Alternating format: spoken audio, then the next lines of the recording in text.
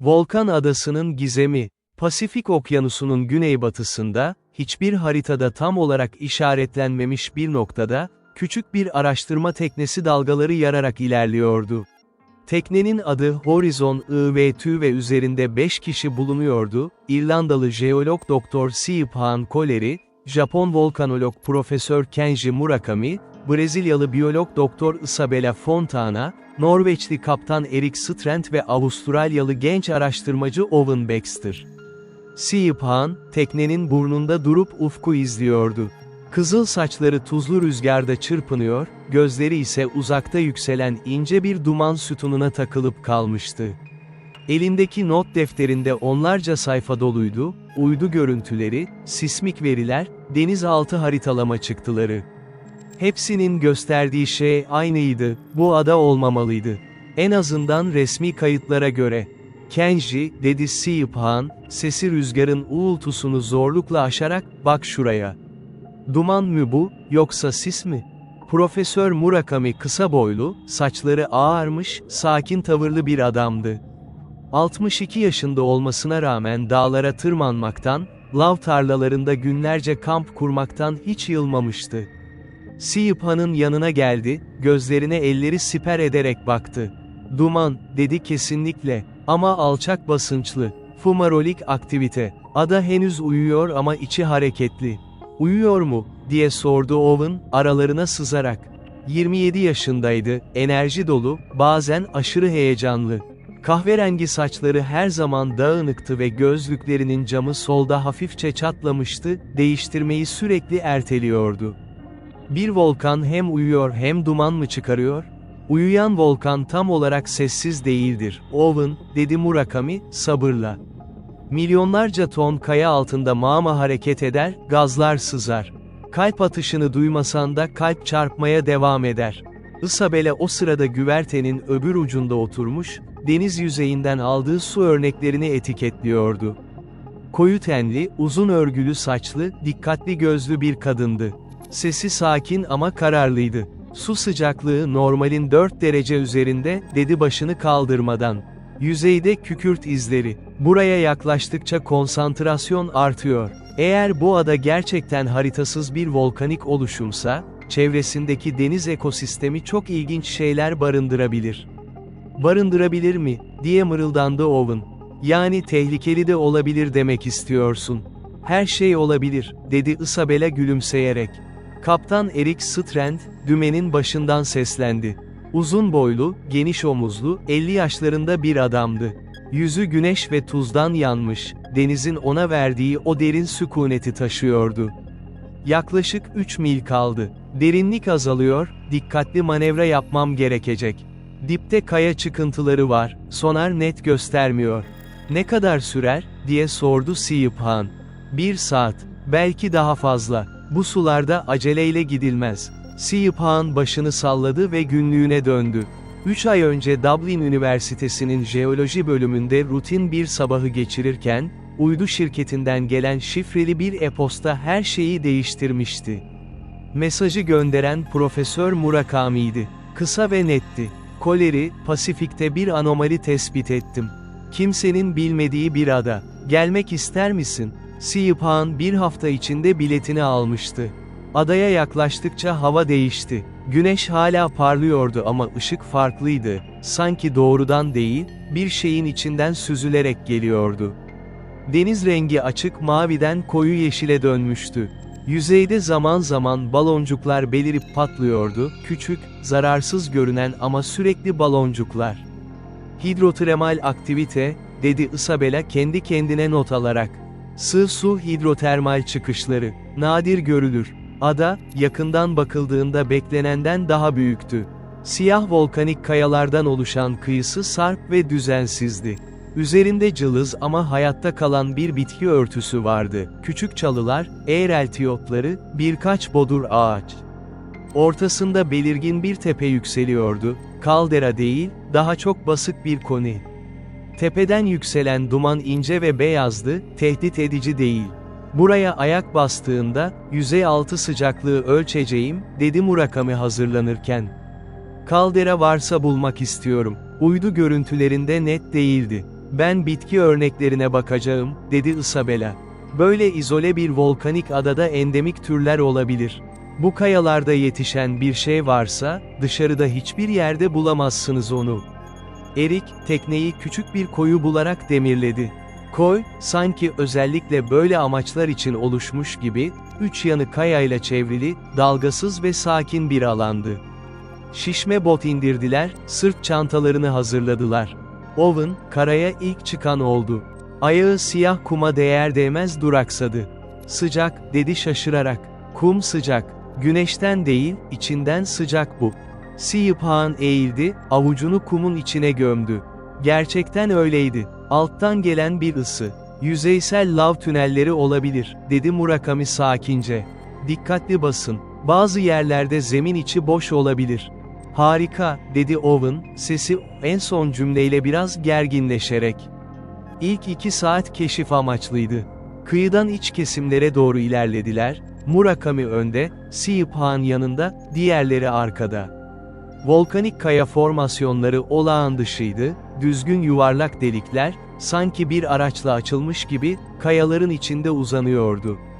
Siyiphan birkaç tanesini inceledi.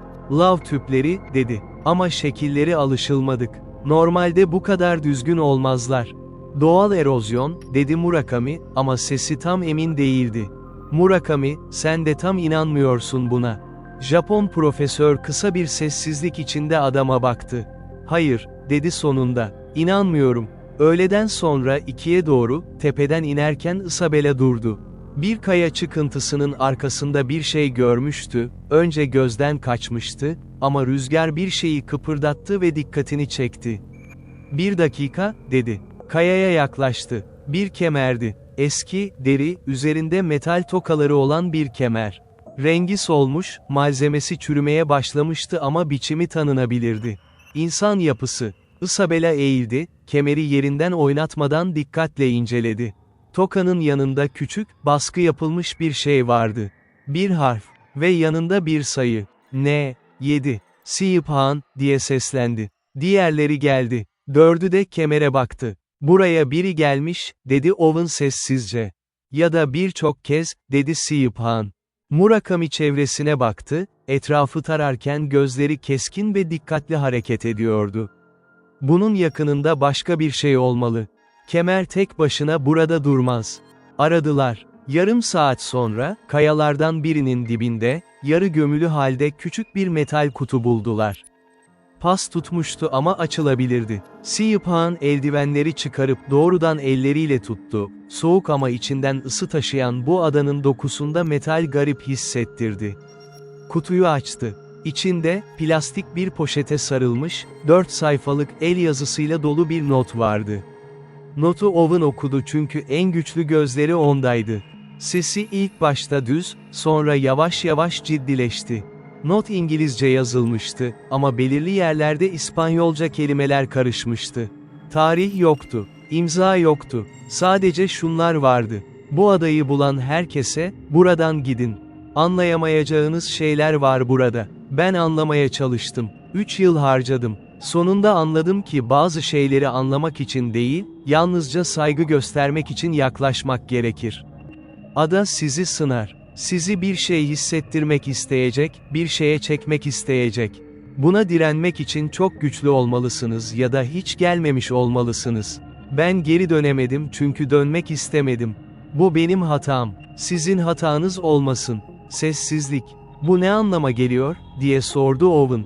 Birinin burada uzun süre kaldığı anlamına geliyor, dedi Isabella. Ve bir daha gitmediği, diye ekledi Siyiphan. Erik, o ana kadar konuşmamıştı. Genellikle öyleydi, dinler, bekler, sonra konuşurdu. Şimdi sesi düşük ve kesin geldi. Geri dönelim. Herkes ona baktı. Teknede bu geceyi geçiririz, dedi Erik. Yarın sabah karar veririz. Ama şimdi gün batıyor ve ben bu karanlıkta bu adada kalmak istemiyorum. Kimse itiraz etmedi. Gece teknede zordu. Koy sakin kalmasına rağmen kimse rahat uyuyamadı. Siyiphan notunu defalarca okudu. Owen güvertede oturup adayı izledi, karanlıkta bile tepenin silüeti seçilebiliyordu ve duman şimdi daha yoğundu, rüzgarla birlikte aşağı doğru sarkmıştı. Sabah 4'ü olduğunda Isabella uyandı ve kabine çıktı. Owen hala oradaydı. "Sen hiç uyumadın mı?" diye sordu. "Baktım," dedi Owen, "adaya." Isabella yanına oturdu. İkisi birlikte baktılar. "Bir ses duydum," dedi Owen sonunda, sesi oldukça alçak. "Yoksa hayal mi ettim bilmiyorum. Denizden geliyordu, ya da adalarsın içinden. Bir ses, insan sesi değildi ama insan sesine benziyordu." Isabella bir şey söylemedi. "Beni çekiyormuş gibi hissettim," dedi Owen. "İçeri çekiliyormuşum gibi. Bir an buraya atlamak ve yüzerek gitmek istedim." Owen, "Biliyorum, garip. Belki yorgunluktan. Belki," dedi Isabella. Ama sesindeki ton kesinlikle belki demiyordu. Sabah kahvaltısında tartıştılar. Eric geri dönmek istiyordu. Owen, hayatında bu kadar çekildiği bir şey olmadığını, bu adayı çözmeden gidemeyeceğini söyledi. Siyiphahn bilimsel açıdan meseleyi ortaya koydu. Bu ada akademik açıdan son derece önemliydi, içinde insana ait izler bulunmadan gitmek eksik olurdu. Murakami konuşmadı. Isabella'nın gözleri Owen'daydı. "Tekrar içeri çekiliyor musun?" diye sordu Isabella direkt olarak. Owen duraksadı. "Evet," dedi. "O zaman ben gelirim seninle. Ama ikimiz birden ayrılmayız gruptan." "Isabella," dedi Eric. "Kaptan, ben bir kadının araştırmasını yapmaktan vazgeçmesini sağlayamazsınız," dedi Isabella sakin ama kesin bir tonla. "Ama haklısınız, dikkatli olacağız." Sonunda karar kıldılar. Murakami ve Siyiphahn tepeye çıkacak, kalderayı arayacak, sismik ölçümler alacak. Isabella ve Owen kıyı şeridini ve kayalık iç kesimleri araştıracak. Eric teknede kalacak, her 2 saatte bir telsizle kontrol edecekti. Öğleye kadar, öğleden sonra 2'de ne olursa olsun geri dönülecekti. Tepe düşündüklerinden daha dikeydi. Murakami ve Siyiphahn kayalara tutunarak, bazen 4 ayak üstünde tırmanarak ilerlediler. Kayalar sıcaktı, altında dönen bir şeyin sıcağı. Yüzeyin bazı yerlerinde küçük çatlaklar vardı, içlerinden hafif buhar çıkıyordu. Yarı yolda Siyiphahn durdu, nefes almak için değil, bir şeye bakmak için. Kayanın yüzeyinde bir şeyler kazınmıştı. Derince, kasıtlı olarak. Geometrik şekiller, daireler, içlerinde çizgiler, birbirini kesen yaylar. Sanat mıydı, harita mıydı, dil miydi bilinmezdi. Murakami. Profesör geldi, ellerini sırtında kavuşturup baktı. Uzun süre baktı. "Modern değil," dedi. "Yüzey erozyonu göz önüne alınırsa en az 100 yıllık. Ama malzeme daha eskiye işaret ediyor. Kim yapmış olabilir? Bu sularda yüzyıllar önce Polinezya denizci toplulukları geçerdi. Ama bu ada hiçbir bilinen rotada değil. Birisinin burayı tesadüfen bulmuş olması lazım. Ya da bulmak için özellikle aramış olması," dedi Siyiphahn sessizce.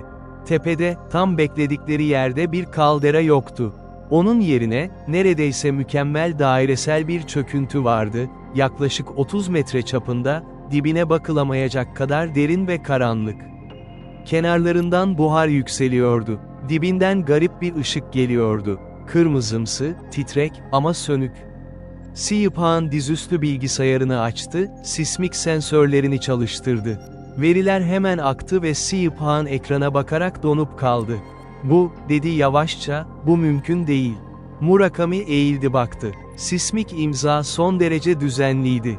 Volkanik aktivite her zaman kaotik olurdu, mağma hareketleri, fay kaymaları, basınç dalgalanmaları. Bunların hepsi gürültülü, düzensiz, tahmin edilemez veri üretirdi.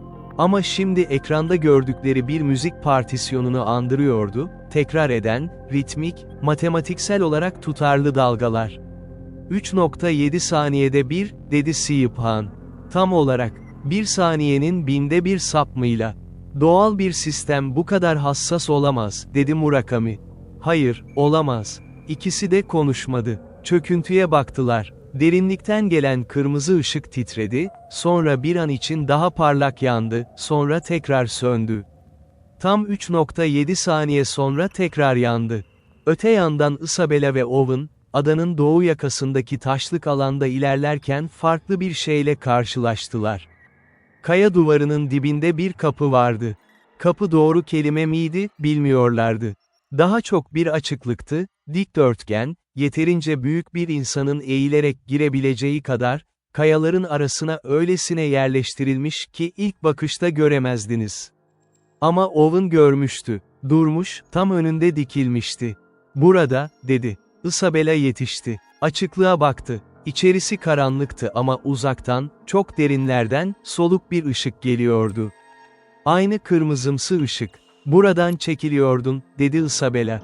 "Buradan." Owen başını salladı. Gözleri açıklıktan ayrılmıyordu. Yüzünde garip bir ifade vardı. Korku değil, özlem gibiydi. Çok uzakta bırakılmış bir şeye duyulan özlem. "Isabella, içeri girmek istiyorum." "Biliyorum. Ama önce Siobhan ve Murakami'yi arayacağız." Telsiyle bağlandılar. Murakami'nin sesi sakin geldi ama arka planda bir gerilim vardı. "Biz de bir şey bulduk. Çöküntüden ritmik sinyaller alıyoruz. Doğal değil. Aşağı inin, birlikte girelim." "Ama kaptan," dedi Isabella. "Bilgi verin ama içeri girmeden bekleyin." Eri'ye haber verdiler. Kaptan birkaç saniyelik bir sessizlik sonra konuştu. "Anladım," dedi. "Telsizi açık tutun. Her 5 dakikada bir seslenin. Sessiz kalırsanız geliyorum." Murakami ve Siobhan 15 dakika sonra yetişti. Dördü birlikte açıklığa baktılar. Isabella el fenerlerini çıkardı, hepsine verdi. İçine girdiler. Tünel beklenenden geniş çıktı, eğilmelerine gerek kalmadı. Duvarlar düzgün lav taşından oluşuyordu ama yüzeyler işlenmişti, pürüzsüzleştirilmişti. Yer, yavaş yavaş aşağı doğru eğimleniyordu. Sıcaklık artıyordu ama dayanılmaz değildi. Bir sauna sıcaklığı, stresten önce, kasları gevşeten türden. Yürüdükçe ses de değişti. Dışarının uğultusu kesildi. Onun yerine alçak, sürekli bir titreşim geldi. İşitmekten çok hissedilen türden, göğüs kafesinin içinde bir yerde. "Infrason," dedi Murakami. "İnsan kulağının duyamayacağı düşük frekanslı ses. Ama vücudun hissedebilir. Kaygı, ürpertme, varlık hissi yaratabilir. Hayalet hikayelerinin bilimsel açıklaması," dedi Owen. "Bazılarının. Ama bu doğal değil, bu da kaynağı bir yerde var demek."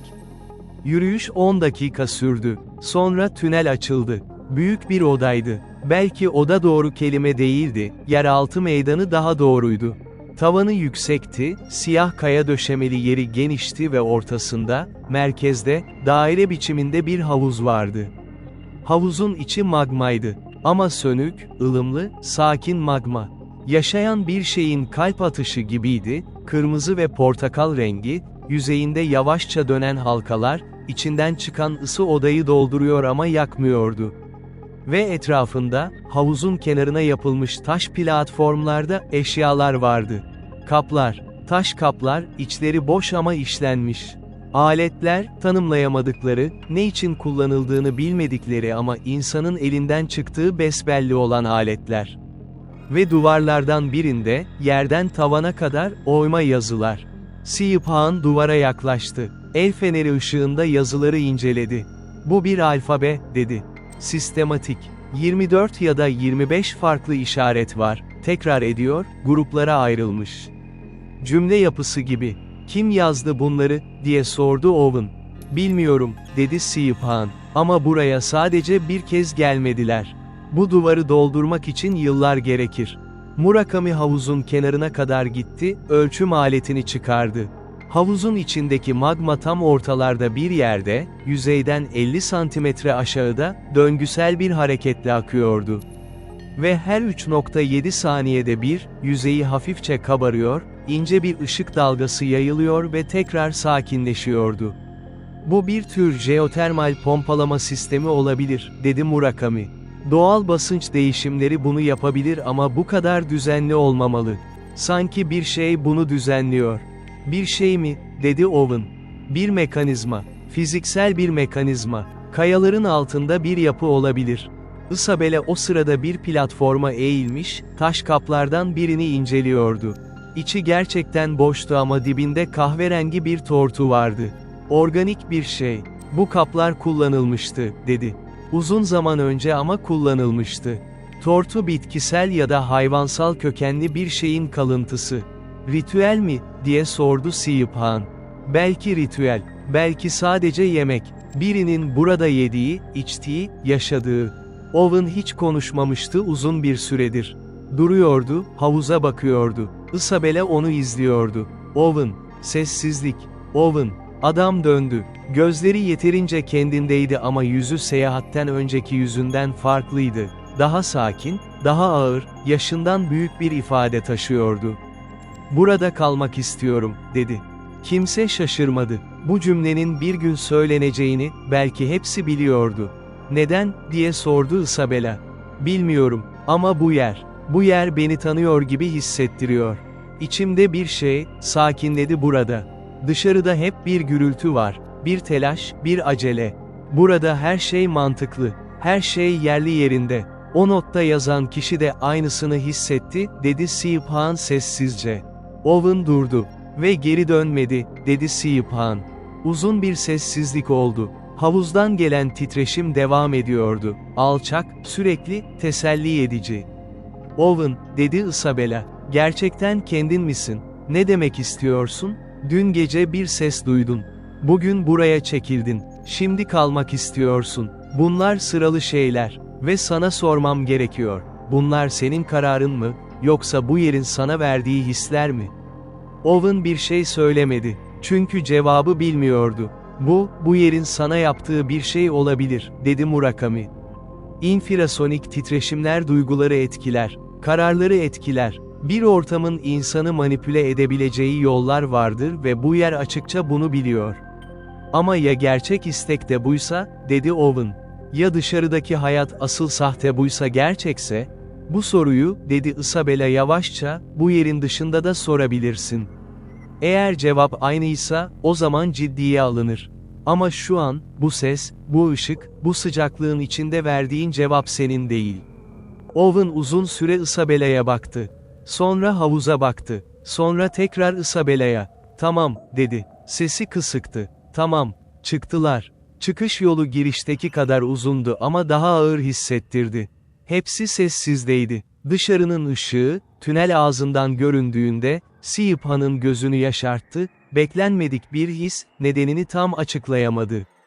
Erik telsizde bekletiyordu. Sahile ulaştıklarında, kaptan şişme botu çoktan hazırlamıştı. "Hepiniz iyi misiniz?" diye sordu, her birinin yüzüne tek tek bakarak. "İyiyiz," dedi Isabella. "Git." Teknede, koydan çıkarken, beşi de adaya baktı. Akşam güneşi siyah kayaları turuncu ve kırmızıya boyuyordu. Tepeden yükselen duman artık daha koyu görünüyordu. Ama bu belki sadece ışıktan kaynaklanıyordu. Owen hiç konuşmadı. Adayı gözden kaybolana kadar izledi. Açık denize çıktıklarında Murakami kabine gidip dizüstünü açtı, verileri incelemeye başladı. Siyiphan yanına oturdu. "Ne bulacağız sence?" diye sordu Siyiphan. "Bunu yayınlarsak ne olur?" "Birçok şey olur," dedi Murakami.